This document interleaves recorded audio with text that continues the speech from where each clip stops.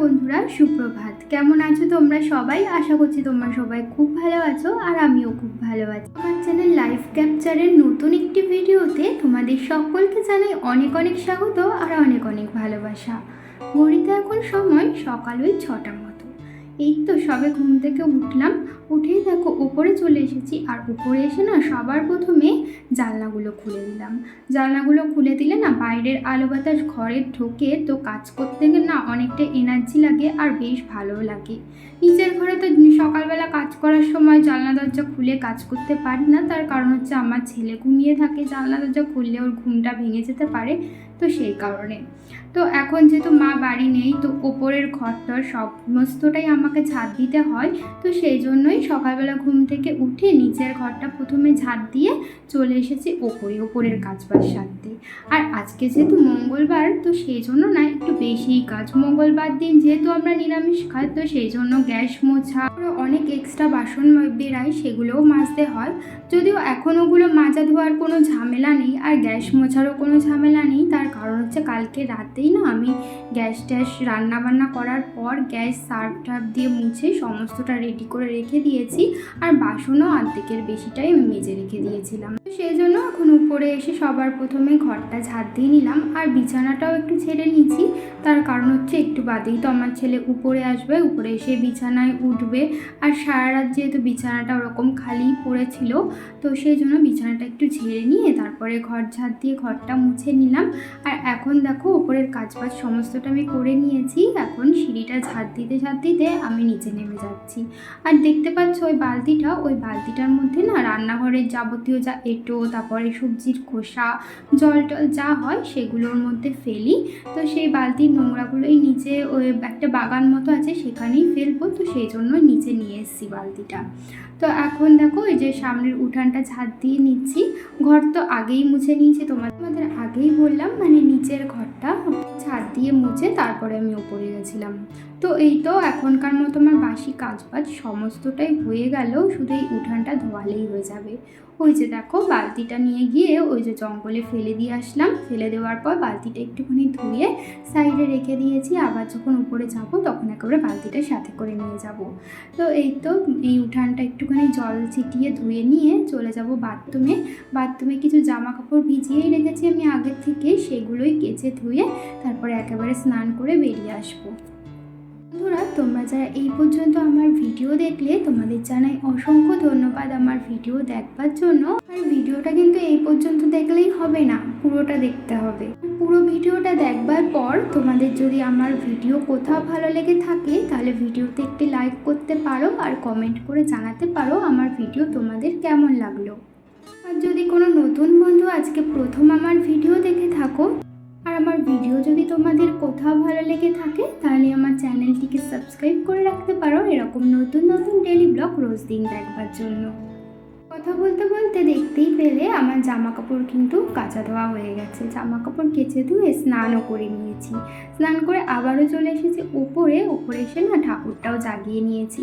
ঠাকুর জাগিয়ে এই যে ঠাকুরের বাসন কটা মেজে ধুয়ে ঠাকুর ঘরটা মুছে চলে আসলাম রান্নাঘরে।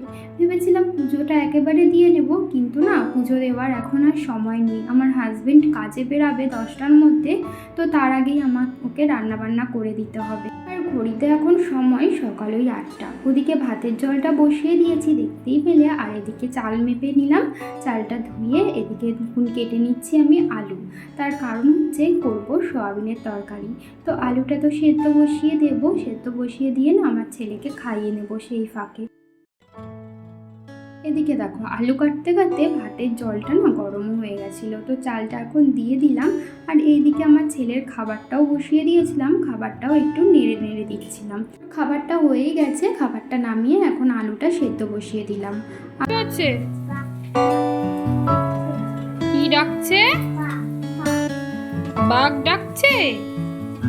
কোথায় ডাকছে বাঘ?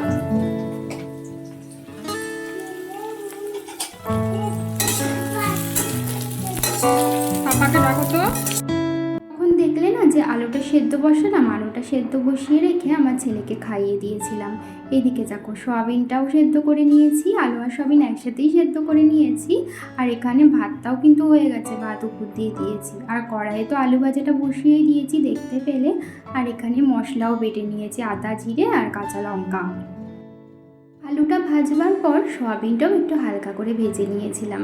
এখন ফোড়ন দিয়ে মশলাগুলো যেগুলো বেটে রেখেছিলাম সেগুলো এক এক করে দিয়ে দিয়েছি। আর এই যে দেখতে পাচ্ছ, এটা সামান্য হলুদ গুঁড়ো আর লঙ্কা গুঁড়ো একটুখানি জলে মিশিয়ে তারপরে এই মশলার মধ্যে দিয়ে দিলাম। এবার ভালো করে কষানোর পর আলু আর সয়াবিনটাও দিয়ে দিয়েছি।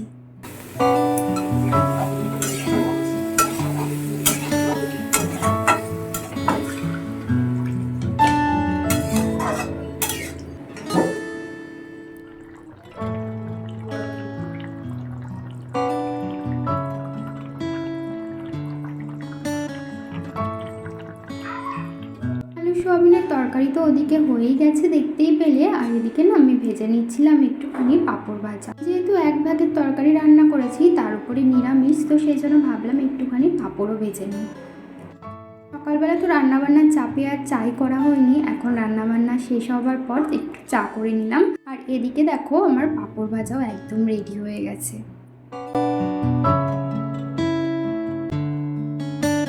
এদিকে দেখো ভাতও হয়ে গেছে, কিছুটা ভাত না হাঁড়ির থেকে বার করে একটা গামলার মধ্যে বেড়ে নিয়েছি ঝোরাবার জন্য।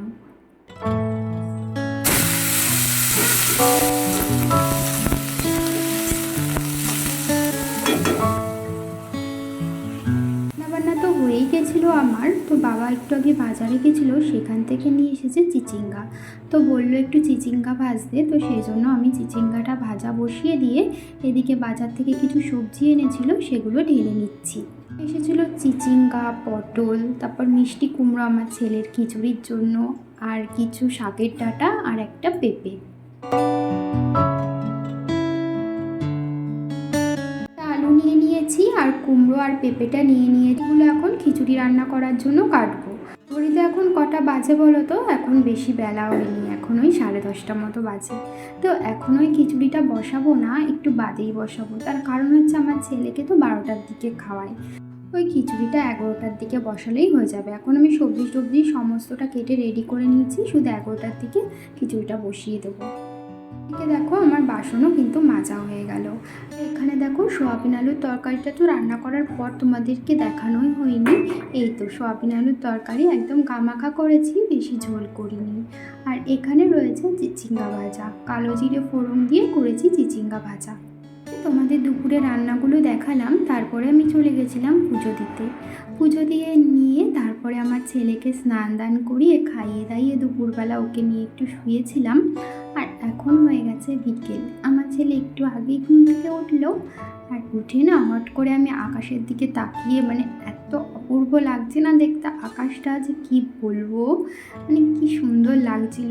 আকাশের মেঘ দেখেছে এত সুন্দর লাগছিল। আর এদিকে দেখো সূর্যটা অস্ত যাচ্ছে, তো খুবই ভালো লাগছিল। আকাশটা দেখেই না মনটা পুরো ভালো হয়ে গেল। আকাশটা দেখে কে বলবে এখন বর্ষাকাল, মনে হচ্ছে জানো এখন শরৎকাল, পুজো একেবারে এসে গেছে। আর এদিকে দেখো বিকেলবেলা ওকে একটু রেডি করে দিয়েছি, এখন একটু বাদে বাইরে যাব। এখন বাইরে যাব না, কারণ বাইরে এখন প্রচণ্ডই রোদ, দেখে বুঝতেই পারছো গায়ে পুরো রোদ এসে পড়ছে। রোদটা একটু কমুক তারপরে বাইরে যাব। তাহলে বন্ধুরা আজকের ভিডিওটা এই পর্যন্তই। তোমাদের সাথে আবারও দেখা হবে নতুন কোনো ভিডিও নিয়ে। ততক্ষণের জন্য তোমরা ভালো থেকো, সুস্থ থেকো, সাবধানে থেকো। আর অবশ্যই কিন্তু আমার পাশে থেকো। ভিডিওটি ভালো লাগলে একটা লাইক করে দিও, আর চ্যানেলটাকে সাবস্ক্রাইব করে রেখে আমার পাশে থেকো। আর দূরে দেখতে পাচ্ছ ওই ফাঁকা জায়গাটা, ওখানটায় না জারি ভাটা ছিল, এই কিছুদিন হলো ভাটাটা তুলে দিয়েছে। দূরে এখনও একটা ভাটা রয়েছে, ওই ভাটাটাও না কয়দিন পরেই তুলে দেবে। তো এখন না এই জায়গাটা পুরো ফাঁকা হয়ে গেছে, আগে তাও লোকজন ছিল, আর ভাটাটা তুলে দেওয়ার পর একেবারেই ফাঁকা হয়ে গেছে।